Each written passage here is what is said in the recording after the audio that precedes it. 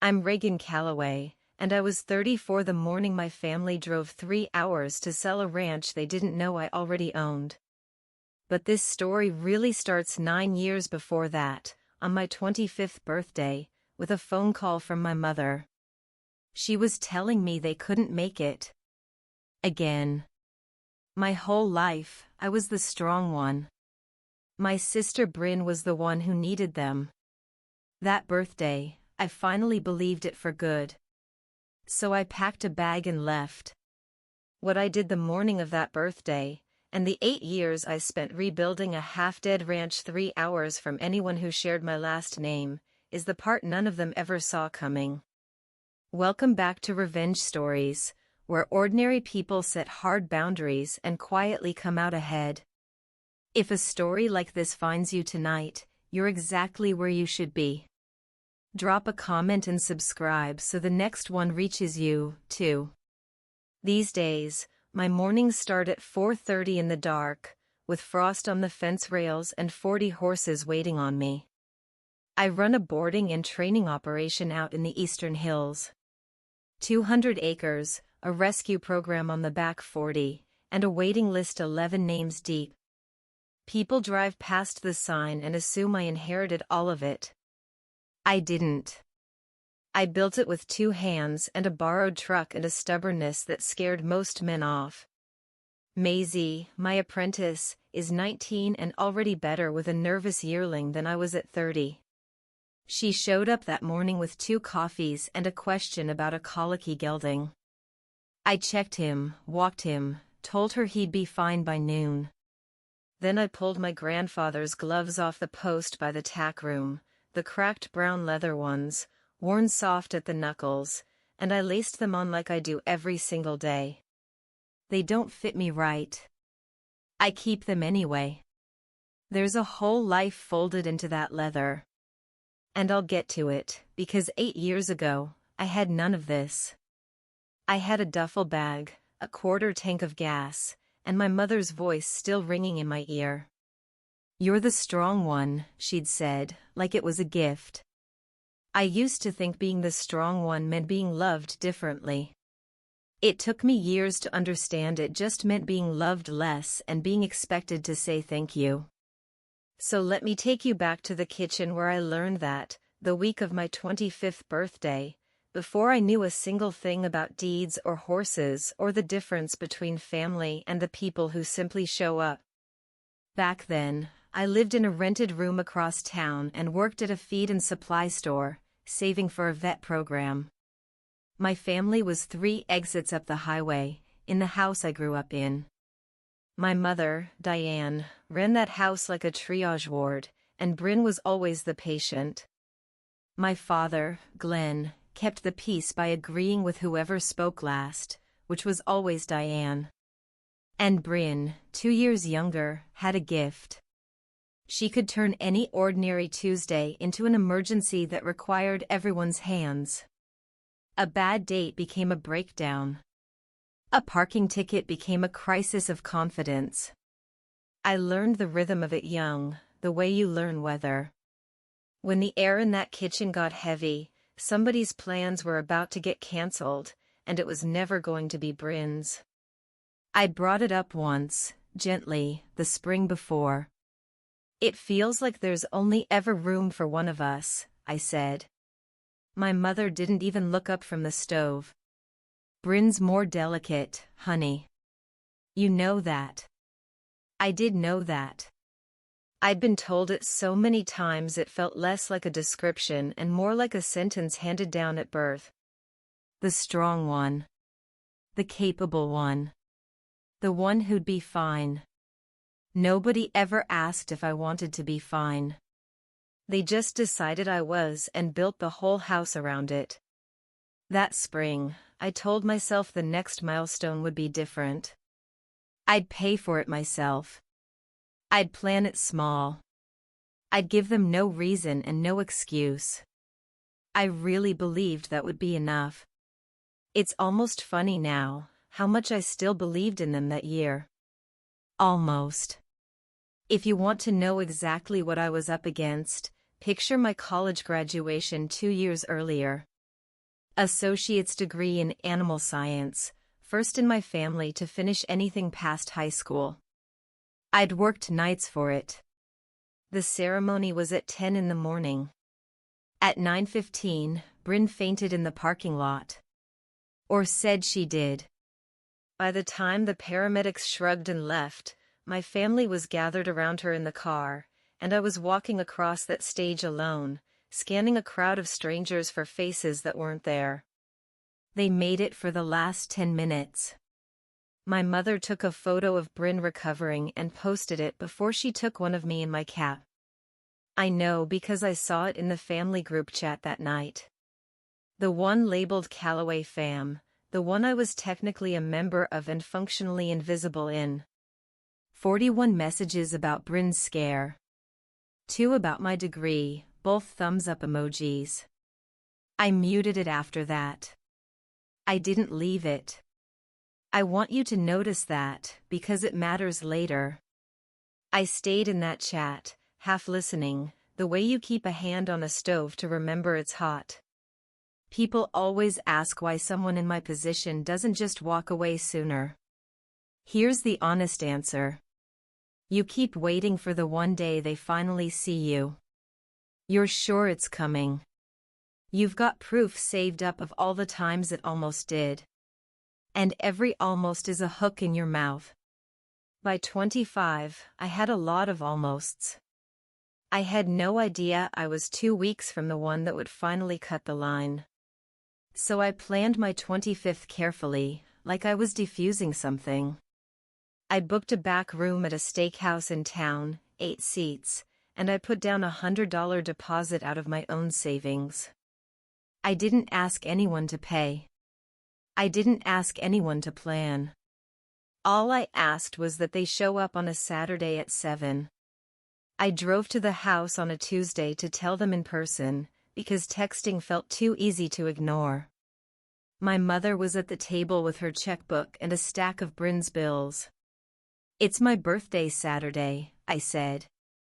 Just dinner. I've got it handled. She nodded the way you'd nod at a coworker. My father said it sounded nice. And then, because I'd learned to read that kitchen, I asked the question straight out. Is there anything going on Saturday I should know about? My mother capped her pen. We can only show up for one of you at a time, Regan. You understand? I didn't understand. I never had. But I said yes anyway, because saying no had never once changed the outcome and had always cost me more. I drove back to my rented room and told myself the deposit guaranteed something, a reserved table, a confirmed plan, a reason for them to come. I actually slept well that week. I let myself imagine 8 chairs full and a small cake, and my mother just once lifting a glass to me. That's the part I'm least proud of, not the hoping, but the certainty. I was so sure the deposit had bought me a fair fight. I should have known by then that the house always changes the rules right before you win. The first text came Thursday. Bryn in the group chat, all lowercase. Feeling really off lately. Scared. My mother responded in 90 seconds. I'd never once gotten a 90-second response. By Friday afternoon, feeling off had become a full episode, and there was suddenly a new detail. Bryn's boyfriend had proposed, and they wanted to throw an engagement dinner Saturday at 7, the exact slot I'd reserved a month before. I want to be clear about what I did, because I've replayed it 1,000 times. I didn't sulk. I called my sister directly. Bryn, I said, that's my birthday dinner time. You know that. There was a pause, and then the smallest, softest voice. I didn't realize. I'm just so anxious, Regan. Can't we combine them? Combine them. My 25th birthday folded into her engagement party like a napkin tucked under a plate. I told her no, calmly. And I called my mother next and laid it out plainly. Same restaurant chain, different night, easy fix. My mother listened, and then she said the thing that told me Saturday was already lost. Bryn's in a fragile place right now. Can't you be flexible? You're so good at that. Flexible. The strong one's other name. I hung up and sat on the edge of my bed and did the math I'd refused to do for 25 years. I added up every canceled thing, every 90-second response that was never for me. And for the first time, the total didn't make me sad. It made me very, very calm, because Saturday wasn't a misunderstanding. It was a pattern with a date on it. And I finally understood that the only way to stop losing the game was to stop sitting at the table. The official call came Saturday at noon, 7 hours before my reservation. My mother's voice was warm and rehearsed. "Honey, we're going to do Bryn's engagement thing tonight. We knew you'd be okay with it. We'll celebrate you another time. I promise." Another time. The promise that never has a date. I stood in my little kitchen with the phone against my ear and watched a square of afternoon light crawl across the floor, and I asked the only thing left to ask. "Why is it always me, Mom?" And she said it, not cruelly. That's the part people never believe. She said it gently, like she was explaining something obvious to a slow child. "You're the strong one, Regan. Bryn's the one who needs us." There it was. The whole architecture of my childhood, in 11 words. I didn't cry. I didn't argue. I said okay. And I meant a different okay than she heard. I called the steakhouse and canceled my own table and let them keep the deposit. Then I pulled my duffel bag from the closet and started putting things in it slowly, the way you pack when you already know you're not coming back. 2 pairs of jeans, my work boots, the little cash box from under my bed. I didn't have a plan exactly. I had a direction. 3 hours east, past the last gas station, there was a man who had never once canceled on me in 25 years, even when it would have been easier to. My grandfather Hank, my mother's own father, the one she'd quietly written off as a stubborn old failure on a dying piece of land. I got in my car at 4 o'clock with the tank a quarter full and my whole life in the back seat, and I drove toward the only person who'd ever shown up. It was a long drive, and somewhere around the 2nd hour, the shaking started, not from sadness, but from something letting go. I called Hank from a gas station outside the county line. He picked up on the second ring, which is its own kind of love when you're used to 90-second waits that never come. "Grandpa, it's Regan. Can I come stay a while?" No questions, no why. Just doors unlocked. There's stew on the stove. I hung up and stood in the cold under the gas station lights and let myself feel, for the first time, how tired I was of auditioning. I'd spent 25 years trying to be valuable enough to keep. And the one person who'd never made me audition lived on a ranch my own mother was ashamed of. I pulled into Hank's place a little after midnight. The headlights swept across a sagging barn, a fence missing half its rails, and a porch light he'd left on for me. He was sitting on the steps in a flannel coat, 71 years old, with a thermos and an extra mug. He didn't hug me. He just patted the step beside him and said, "Rough birthday." And something in the plainness of it broke me open clean. I sat down. I told him everything, the deposit, the engagement, the 11 words. He listened the whole way through without interrupting once, which was its own miracle. When I finished, he was quiet for a long moment, looking out at the dark shapes of his horses. Then he said something I didn't understand for years. "Diane learned the wrong lesson a long time ago," he said. "But the land doesn't care who your mother loves. Land only cares who works it. I had no idea yet that he was already telling me everything. I woke the next morning to the smell of coffee and the sound of a man who'd been up for 3 hours pretending he hadn't. Hank's ranch was worse than it looked at midnight. 80 acres he could no longer work alone. 6 aging horses, a barn with a bad roof, and fences a strong wind could have finished.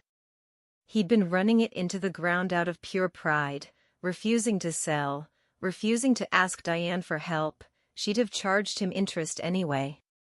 Over eggs, he laid it out like a business proposition, not charity, which is the only reason I could accept it. "I've got land and no body," he said.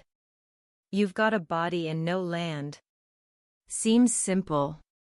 Then he stood, walked to a hook by the door, and tossed me a pair of work gloves.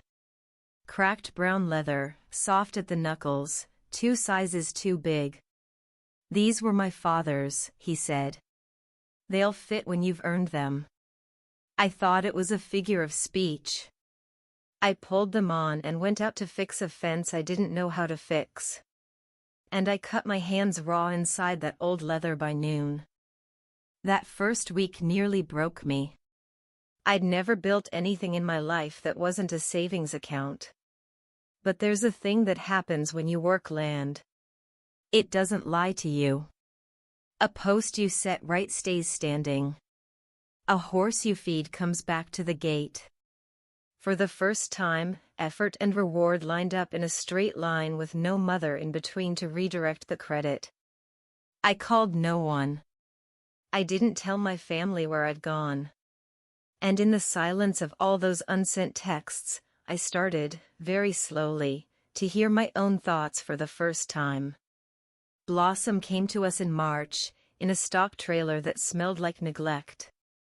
A neighbor had found her standing in a foreclosed lot, a bay mare so starved you could have hung a hat on her hip bones, ribs like a xylophone, eyes flat and gone. Nobody wanted her. The vet quoted a number to bring her back and said, honestly, it might not take. Hank looked at me. I looked at the mare. "We can't afford her," I said. "We can't afford to leave her either," he answered, and walked off to get the halter.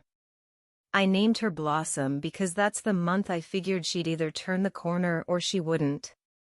I learned more about patience from that mare than from any human in my life. You can't rush a starved horse.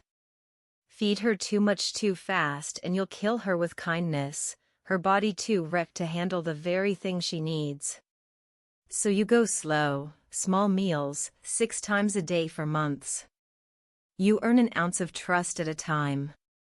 I'd sit in her stall after dark, not touching her, just being there, the way Hank had patted the step beside him. And somewhere in those nights, I understood that I'd been Blossom for 25 years. Starved at a full table. Told I wasn't hungry because I'd learned not to ask. Blossom flinched every time I raised my hand, even to scratch her neck. And I knew that flinch from the inside. The first morning she walked to the gate to meet me instead of waiting in the corner, I sat down in the mud and cried like the day was ending. It wasn't. It was the first real morning of the rest of my life. I just didn't have the words for that yet. Here's the flaw I brought with me, the one no childhood beats out of you for free. I could not, for the life of me, accept help. I'd been the strong one so long that needing anything felt like handing someone a weapon. So I worked. I worked until my hands split and my back seized and I fell asleep in my boots. When a neighbor offered to bring his tractor for the south field, I told him I had it. I didn't have it. I had blisters and a shovel and a point to prove to people who weren't watching. Hank caught on fast. One evening, he found me trying to drive a fence post alone in the dark, soaked through and shaking. He didn't help me. He just leaned on the rail and watched until I gave up. "You think being strong means doing it alone?" he said. That's not strength, Regan.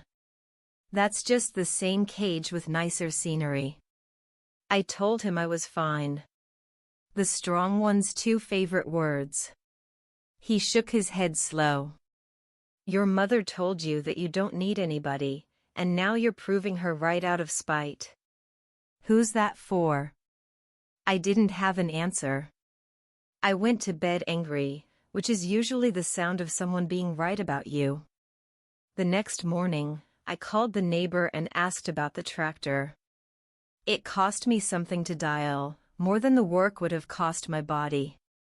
But the field got done in a day, and the man stayed for coffee, and I learned that letting someone in didn't drain the well. It filled it. Diane had built me to run on empty and call it independence. Out here, slowly, I was learning the difference between standing on your own and standing entirely alone. They are not the same thing. Nobody ever told me that. If you've ever been called the strong one until it became an excuse to leave you out, you already know exactly how heavy that duffel bag felt going into my car. Stay with me. The part that changed everything is coming. And if this is hitting home, hit subscribe so the ending finds you, too. Because by the end of that first year, things started to turn. Our first boarding client was a woman named Carolyn, who kept a retired barrel horse and paid on time and told two friends. Then those friends told friends. I'd grown up watching my mother ration love like it was a scarce resource. Out here, I discovered the opposite was true of good work. Do it once, do it right, and it multiplies. Blossom was rideable by fall, glossy and round, the flatness gone from her eyes. People who'd seen her come off that trailer started bringing me their hard cases, the biters, the bolters, the ones the trainer down the road had given up on. I was good at them. Of course I was. I'd spent my whole life studying how a creature learns to expect the worst, and how sometimes, with enough slow proof, it learns to expect something better. Hank started introducing me around town as my granddaughter who runs the place. And the first time he said it, I had to turn and pretend to check a latch so he wouldn't see my face. Runs the place, not visits, not helps. Runs. I was 26. My hands were ruined. I was bone-tired most nights. And I was happier than I'd ever been in my mother's house. The horses didn't care if I was delicate. The fence didn't care if I was the favorite. Out here, for the first time, I got exactly what I earned, no more and no less. And it turned out that was all I'd ever wanted. The first call from home came 18 months after I left, not to find me, but to use me. My mother's number lit up my phone one Sunday while I was worming yearlings, and I almost let it ring out. I answered, because 18 months is long enough for hope to grow back like a weed. Regan, she said, warm as a salesperson. We've missed you. Then, in the very next breath, before I could even respond to that, came the ask. Bryn was behind on a car payment. The engagement had fallen through, the fiancé gone, and she was struggling. Could I maybe send something to help my sister get back on her feet? I stood in the barn aisle holding a tube of dewormer and waited for the old pull, the one that used to make me empty my account for people who'd never empty a chair for me. It didn't come. Something had healed over while I wasn't looking. How did you get my number? I asked, because I'd changed it. A pause. Bryn found you online. The ranch has a website now. So that's what I was, not a daughter they'd lost, but a line item they'd located. I told my mother I wasn't able to help, which was a lie I felt no guilt about, and I asked her not to call again about money. She went sharp fast, the warmth gone. After everything this family did for you, she started, and I hung up before she could finish a sentence I'd heard 10,000 times. I went back to my yearlings, but I noticed something cold settle in afterward. A question I couldn't shake. They knew where I was now. They knew the ranch was real. And my mother had asked very casually, right before the money ask, how Grandpa Hank was doing these days. The text from my cousin Nadia came on a Tuesday in early spring, 2 years and some months after I'd left. Nadia was the only one in the family who'd ever treated me like a person, and she sent 3 words first. "You should see this." Then a screenshot. It was from the Calloway fan group chat, the one I was still technically in, but had been quietly removed from a week before without a single goodbye. They'd made a second chat, one without me, and Nadia, bless her, had been added to it by mistake. I sat down on a hay bale and read it twice to make sure I understood. My mother had written, "When Dad passes, the land's worth real money now that someone fixed it up. We split it 3 ways and sell. Regan can keep a horse or 2 if she's reasonable about it. A horse or 2, if I'm reasonable." After 2 years of dawn-to-dark labor that had turned 80 dead acres into something worth selling, my own family had already divided the proceeds in a chat they'd built specifically to keep me out of. Bryn had replied with a heart emoji. My father had written, "Sounds fair. Sounds fair." I read those 2 words a dozen times. I want to tell you I raged. I didn't. I'd done my raging in installments over 27 years and I was all out. What I felt instead was a strange, clarifying cold, the same calm that had settled in on my birthday. They weren't going to change. I'd known that. But now I knew something sharper. They were already counting money built on my back, and they were so sure of it they'd written it down. I screenshotted Nadia's screenshot, saved it, and went to find my grandfather. I found Hank in the tack room welling a bridle, and I showed him the screenshot, because I'd stopped hiding things from him a long time ago. He read it slow. His jaw worked. Then he set the bridle down and looked at me with an expression I'd never seen on him, something between grief and grim humor. "Well," he said. "That's my daughter, all right." He didn't defend her. That's a thing I'll always be grateful for. He just took it in, the full weight of it, and let it be true. Then he said something that landed softly and didn't fully register. "They're planning to sell what they think is mine," he said. "Let them plan." I asked what he meant. He just patted my shoulder and said, "One day this place should be yours, Regan. You're the only one who ever bled for it." I brushed it off. People say things like that, sentimental things by lamplight that don't survive daybreak. I'd learned not to bank on words from anyone with the last name Calloway. And Hank, for all his goodness, was still a Calloway. So I filed it under kindness and went back to work. What I did do was decide something for myself. I was done waiting to be chosen, and I was done bracing to be discarded. If the land was going to come to me, fine. If it wasn't, also fine.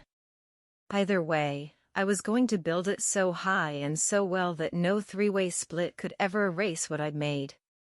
That night, I drew up a real business plan at the kitchen table, the first one of my life. Boarding, training, a rescue arm, lessons. I gave myself 5 years. I beat it in 3. The next 3 years are the part nobody posts about, because hard work doesn't make good photos. I took out a small operating loan in my own name, terrifying and freeing in equal measure, and I poured it into a new barn roof and a covered arena. I got my certifications, 1 weekend course at a time, until the wall by my desk had more letters after my name than my mother ever believed I'd earn. The boarding stalls filled. The waiting list started. I hired a part-time hand, then a full-time one. And Blossom, my throwaway mare, the one nobody wanted off that trailer, turned out to carry bloodlines worth more than the truck I'd driven there in. Her first foal sold for $11,000 to a show barn 2 states over. I kept the second. I framed the bill of sale and hung it next to my certifications, not for the money, but for the proof. The unwanted one had become the cornerstone. I knew the feeling. Somewhere in year 5 after leaving, I stopped checking whether I was happy and just noticed, one ordinary evening leaning on the arena rail with a cup of coffee, that I already was. I'd built a life so full it had no empty chair for anyone to refuse to fill.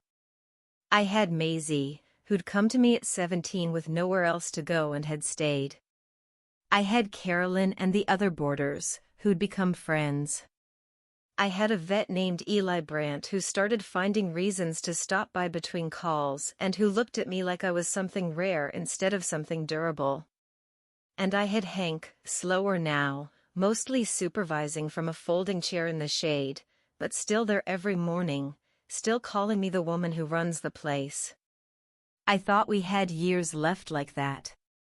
I was wrong about the timeline, the way you always are with the people you assume will outlast the work. The first sign came on a cold morning in the 7th year, when Hank couldn't get up from his chair. It was his heart. The doctors used careful words, but the gist was plain. He'd had a quiet event, the kind that's a warning the first time and a sentence the second. He came home from the hospital on a Thursday, smaller in the chair than he'd been on Monday, and I rearranged my whole operation to stay close to the house. What I didn't expect was how fast the news traveled. 3 days after Hank came home, my mother called. Not me at first, she called the hospital, then the neighbors, then finally me, fishing for details under a thin coat of concern. "We just want to be there for Dad," she said. We, the same we that hadn't driven 3 hours in 7 years. Suddenly, the family that had written sounds fair about selling his land couldn't wait to visit his bedside. I'm not naive. I knew what the visit was about, and it wasn't about Hank's heart. It was about Hank's estate. A dying man on valuable land is a different proposition than a stubborn old failure. And my mother had always known the price of everything. I told her she could come. I want you to understand why. It wasn't weakness. It was that Hank, propped up in his chair, had heard me on the phone and said one quiet thing. "Let them come, Regan. Let them show their whole hand. It's easier to deal with people once you've seen all their cards." So I set a date. I made up the guest rooms. And I stood at the kitchen window the morning they were due, watching the long gravel drive, my grandfather's gloves on my hands, and felt the old childhood bracing creep back into my shoulders. Then I made myself stop. This wasn't their house anymore. It was mine to host in. And I'd learned, finally, the difference. They drove up in my mother's spotless sedan, the 3 of them. And the first thing Diane did when she stepped out was look at the land instead of the house where her father lay sick. I watched her do the math. The new arena, the full barn, the trucks and trailers with the ranch logo on the doors. I saw her eyes move across 200 acres of restored value, and I saw her recalculate the split in real time. Bryn got out next, 32 now, still moving like the world owed her a soft landing, and she swept toward me with open arms. "Regan, look at you, all rugged." She hugged me. I let her. My father came last, hung back, and gave me a nod that tried to be an apology and didn't quite have the spine for it. They went in to see Hank and performed concern beautifully for about 20 minutes. Then the questions started, gentle as picking a lock. How much land was it exactly? Was the business turning a profit? Had Dad updated any of his paperwork lately, what with his health? Diane asked it all in the voice you use around the dying. And Hank, propped on his pillows, answered every question with the same 2 words. Ask Regan. It drove her quietly insane. She'd come to assess an inheritance and kept being redirected to the daughter she'd discarded. At dinner, she tried a new angle. We've all been so worried about you out here alone, sweetheart.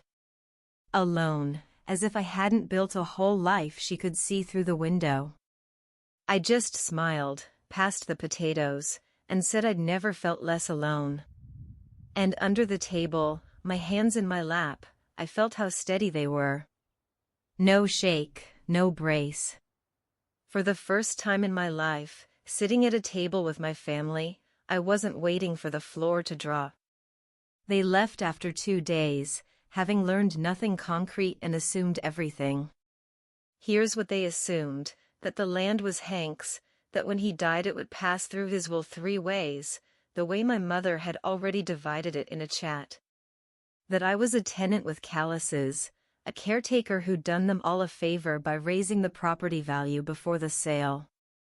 What they didn't bother to learn, because they'd never once thought I was worth learning, is what Hank told me the night after they pulled out of the drive.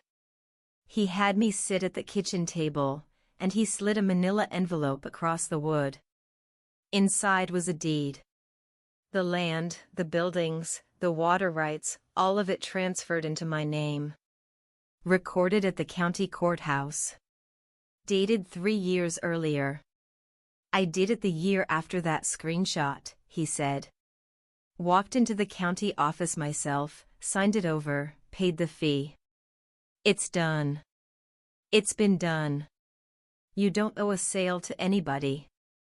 I stared at the county stamp and felt the floor of my whole life shift, not because of the money, but because somebody had chosen me on paper, permanently, where it couldn't be taken back by a softer voice or a fresher crisis.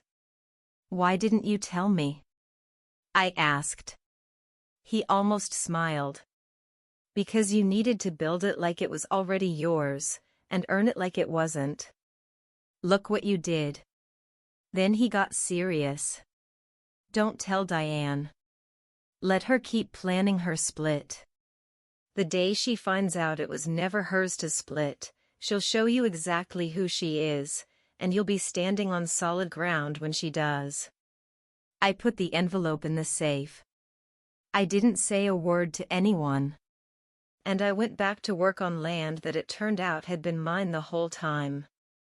Quick thing before the hard part. Notice that I never raised my voice once through any of this. That's not weakness. That's a woman who finally stopped auditioning for love. If that idea means something to you, leave a comment with one boundary you wish you'd set sooner. I read every single one. Now the hard part. As Hank's health slipped that spring, Bryn made her move, and it was straight out of the old playbook. She started calling Hank directly, sweet and tearful, with a brand new crisis. She was being evicted, she said. She had nowhere to go. Couldn't her dear grandfather help her? Maybe with a little something now? Maybe with a mention in his will, just so she'd know she was loved before he passed. I only found out because Hank told me, shaking his head over his coffee. Your sister thinks I'm dying stupid, he said. He'd told her no. Flat. The same word that had never been available to me as a child was, it turned out, perfectly available when an old man decided to use it. Bryn escalated. The calls came daily.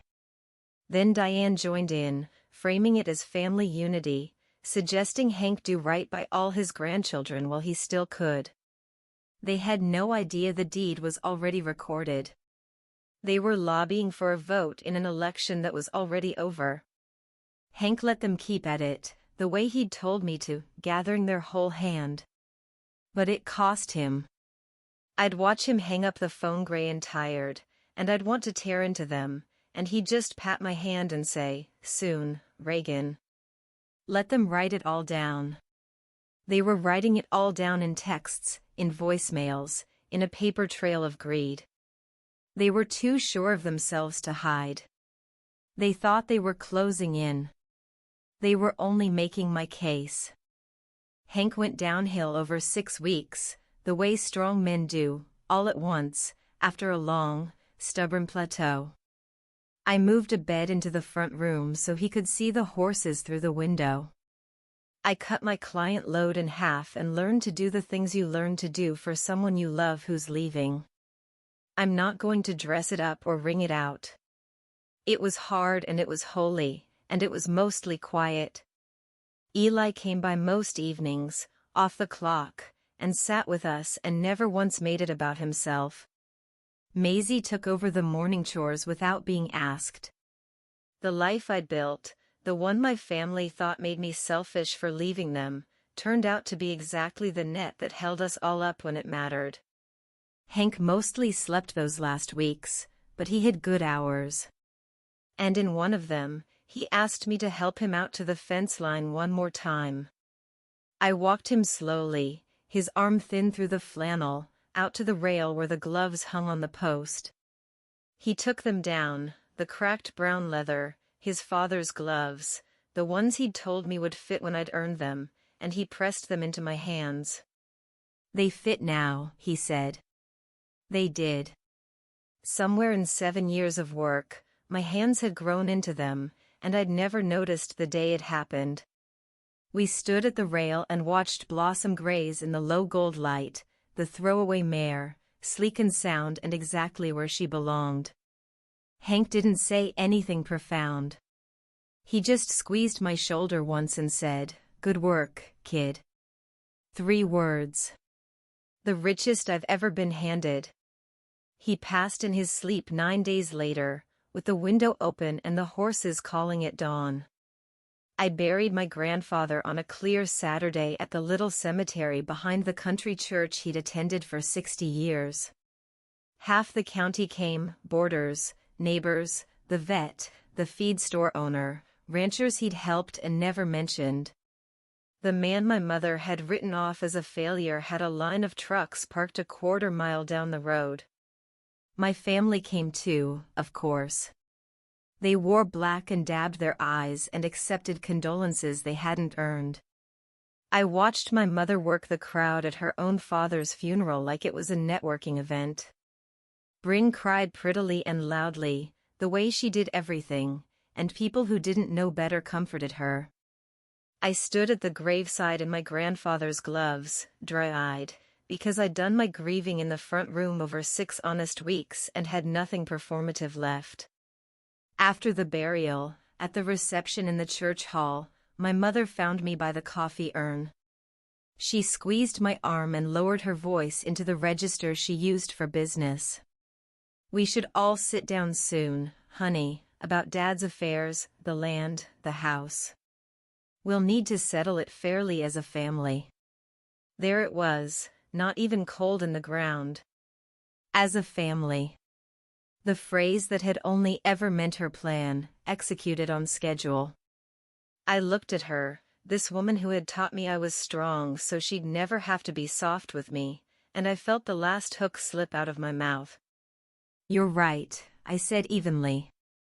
"Let's settle it. Come out to the ranch on Saturday. Bring whoever you need to." She smiled, mistaking my calm for compliance, the way she always had. "Wonderful. I'll bring the agent." Of course she would. I just nodded and refilled my coffee. Saturday it was. She called twice that week to coordinate, and each call told me more about the plan she thought was hers. She'd already met with a real estate agent, a sharp woman named Patricia, who specialized in agricultural acreage. She'd already gotten a rough valuation, sight unseen, based on what I'd told no one, guessed mostly from the road. $2 million, give or take, for the land and the operation as a going concern. She'd already decided the split, a third to her, a third to Bryn, a third to my father, which was really just a second third to her. And for me, The daughter who'd built every dollar of that going concern value. She'd prepared what she clearly thought was generous. "You can keep your personal horses, of course," she said on the phone. "And we'll make sure you get first option to rent the place from the new owners." Family helps family. Family helps family. I had to set the phone down and breathe, not from anger, but from the sheer architectural beauty of her delusion. She'd canceled my birthday because I was the strong one who didn't need things. Now she was preparing to evict me from the life I'd built and framing it as a favor. And she could not conceive of a world in which it wasn't already hers to give away. "We can only show up for one of you," she'd told me at 25. At 34, she was about to learn the cost of a lifetime of that arithmetic. I said only, "See you Saturday, Mom." I didn't warn her. I didn't gloat. Hank had taught me better than that. You don't announce the reveal. You let people build the gallows themselves, in front of witnesses, and then you simply hand them the rope they brought. Saturday, my mother was bringing a real estate agent to sell my own land back to me. I let her. I spent that week deciding exactly how I wanted Saturday to go, because for once in my life I held all the cards and I wanted to play them with grace, not malice. I could have ambushed her at the front gate with the deed and a smirk. I didn't want that. I wanted the truth to land in daylight, in front of the people whose opinion she actually cared about, with no chance for her to revise it later into a story where she was the victim. So I made it a gathering.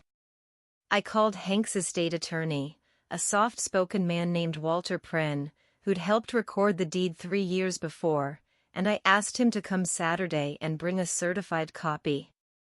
I invited a few of the boarders and neighbors who'd been at the funeral, framing it as a small memorial lunch for Hank out at the place he loved, which it also genuinely was. Eli would be there. Maisie would be there. Blossom would be in the near pasture, visible from the porch, the living proof of what this place had become. I wasn't building a trap. I was building a room where the truth couldn't be twisted because too many honest people would be standing in it. My weapon was never going to be volume or cruelty. My mother had spent 34 years wielding manipulation, lies, and the soft knife of who needs us more. I wasn't going to fight her with her own blade. I was going to fight her with a county stamp and a room full of witnesses. And I was going to do it without raising my voice one single time. That was the whole revenge, not to hurt her, but to simply, finally, be standing on ground she couldn't take, and let her break herself against the fact of it. Saturday came clear and bright. I put on Hank's gloves out of habit, then took them off and set them on the post where he'd want them for this. They arrived at 11. My mother had dressed for a closing. She came up the drive in heels that sank into the gravel, with Patricia the agent in tow carrying a leather folio, and Bryn and my father trailing behind. The memorial lunch was already underway on the wide porch and front lawn. Carolyn was there, 3 other boarders, 2 neighbors who'd known Hank 40 years, and Walter the attorney in a quiet gray suit nobody had clocked as anything but a mourner. Eli stood by the steps. Maisie leaned on the rail. Blossom grazed 40 feet off in the near pasture, sleek and dark and impossible to miss. My mother surveyed it all with the satisfaction of a woman touring a property she's about to liquidate. She didn't come to grieve. She came to inventory. After a respectable 10 minutes of accepting sympathy, she clinked a fork against a glass on my porch at my grandfather's memorial and called for everyone's attention like a hostess. "I just want to thank you all for loving my father," she began, warm and practiced. "This land meant everything to him, and I know he'd want it cared for properly now that he's gone." She let that settle. Then she delivered the line she'd driven 3 hours to say. So our family has decided to sell the ranch to good people who will honor his legacy. Patricia here will be handling it. And don't worry about Regan, she'll be well taken care of. She actually put a hand on Patricia's shoulder, presenting the agent like a gift. A murmur went through the porch, confused, because every person standing there knew exactly whose ranch this was, even if she didn't. I saw Carolyn's eyebrows climb. I saw a neighbor look at me. My mother mistook the silence for awe and pressed on, telling them about the valuation, the timeline, the fair three-way split. I let her talk. I let her get all the way to the end of it, every word, in front of every witness. Then, when she finally turned to me with a benevolent smile and said, "Isn't that right, sweetheart?" I set down my coffee and stepped forward. "Actually, Mom," I said, and my voice came out level and clear and carried farther than I expected across that quiet lawn. "The ranch isn't yours to sell." She laughed, a small social laugh for the crowd. "Honey, this isn't the time. We'll do the paperwork privately." "We can do it right now," I said. "Walter." The man in the gray suit stepped forward, and I watched my mother's face register that the quiet mourner she'd ignored was holding a folio of his own. "I'm Walter Pren," he said. "I was Hank Calloway's attorney for 20 years. He opened the folder and held up a single page with a county seal stamped at the bottom in red. "This is a certified copy of the recorded deed for this property.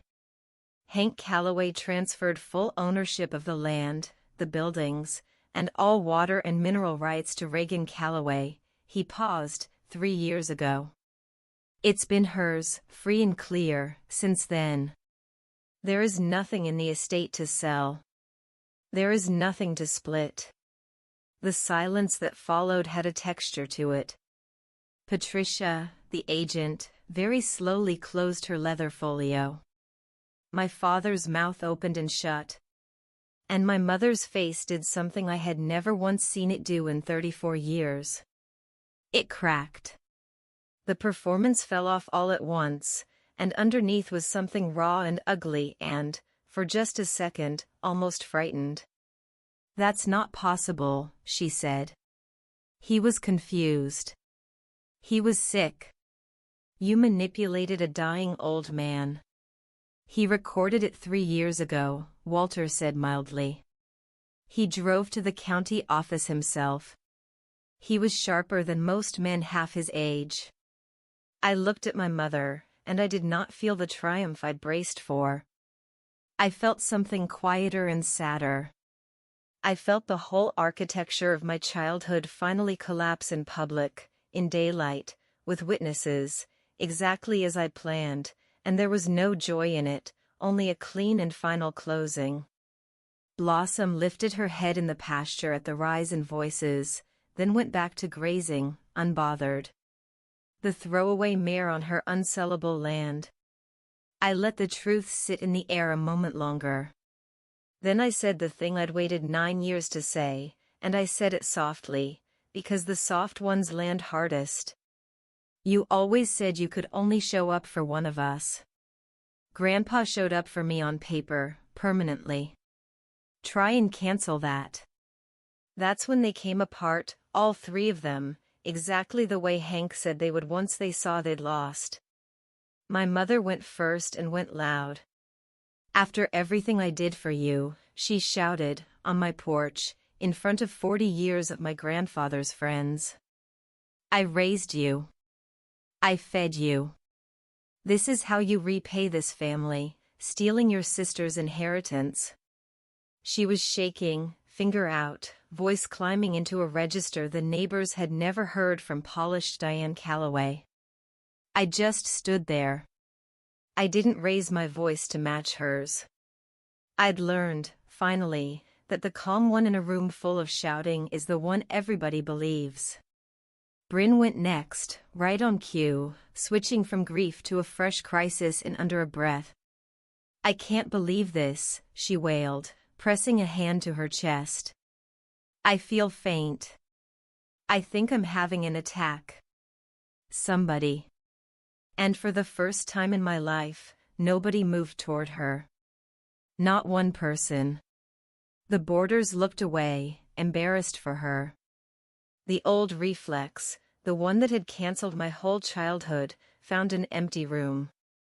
And my father, my quiet father, who'd kept the peace by sacrificing me at every turn, did the saddest thing of all. He stepped toward me, away from them, his eyes wet, and he said, low and just for me, I should have come to your birthday, Regan. For 1 second, my heart moved. Then he glanced back at my mother, and the spine went out of him the way it always had, and he stepped right back to her side, near, sympathetic, unchanged.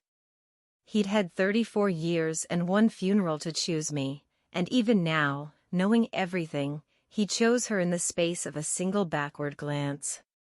That told me more than any deed could. My mother kept shouting about lawyers and contesting and undue influence.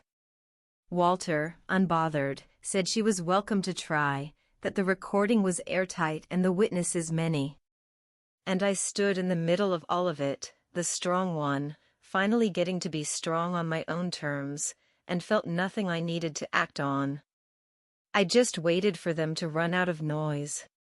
When the shouting finally guttered out, because shouting always does when nobody feeds it, I spoke once more, quietly, and the whole porch went still to hear it. I'm not going to fight you in court, I said. You'd lose, and it would cost you money you don't have. So here's what's going to happen. You're going to get in your car, and you're going to drive back the 3 hours you came, and you're not going to call this ranch again. My mother started to speak. I didn't let her. For 34 years, I said, you told me I was the strong one so you'd never have to give me anything. You canceled my birthday. You built a group chat to keep me out of my own family. You drove out here to sell the only home that ever wanted me, and you called it doing me a favor. I looked at the 3 of them, at the agent, at the friends who had loved my grandfather.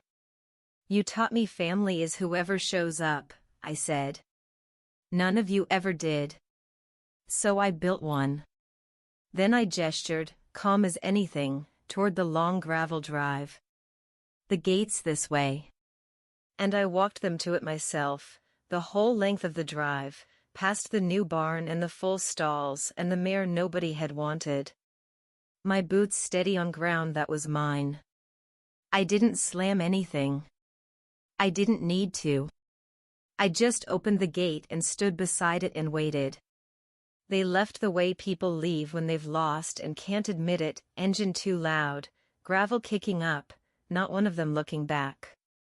Patricia the agent pulled out first, embarrassed, with a small apologetic nod in my direction that I appreciated more than she knew. Then my mother's spotless sedan, with Bryn already on her phone in the back seat hunting for the next available sympathy, and my father in the passenger seat staring straight ahead at a road that led back to the same small house and the same small life I'd finally escaped. I stood at the open gate and watched the car shrink down the drive and turn onto the county road and disappear into the heat shimmer. I didn't feel like crying. I didn't feel like cheering. I just felt the quiet come back, the good quiet, the kind I'd driven 3 hours and worked 9 years to earn. Behind me, Blossom lifted her head and nickered low, the way she did when she wanted me back at the rail. So I closed the gate, slid the bolt home, and turned around to walk back toward my life. There was lunch to finish. There were horses to feed. There was a whole afternoon of being free. That was a little over a year ago. My mother had a lawyer send 1 letter threatening to contest the deed. Walter sent one back, and we never heard from them again. Bryn called once, 6 months later, not to apologize, but to ask for money, the way water finds the same crack every time. I told her no, kindly, and I hung up. And I didn't feel a thing afterward except the mild surprise of how light a clean no can be. I haven't spoken to my parents since the gate. I don't expect to. Some doors you close so the rest of the house can finally get warm.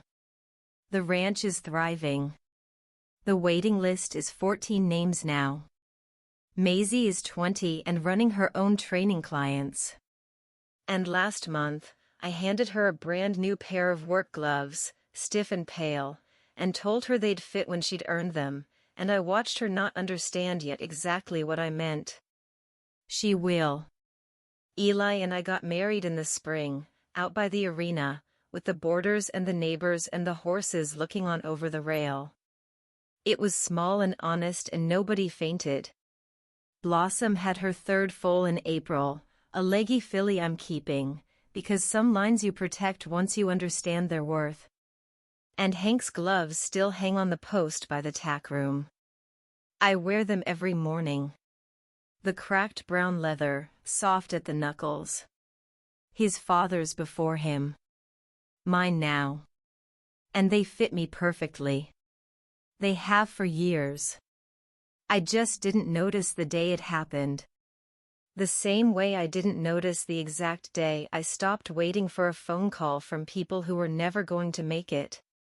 Here's the only thing I know for sure now. Blood made us relatives. But it never once made us family. And the day I stopped begging the first to act like the second was the day I finally had room in my life for the people who simply showed up. That's my story. One canceled birthday, 9 years of work, and a gate I finally got to close on my own terms. If someone in your life keeps calling you the strong one to excuse leaving you out, let tonight be the nudge you needed. You're allowed to go build a table of your own. Share this with whoever needs to hear it.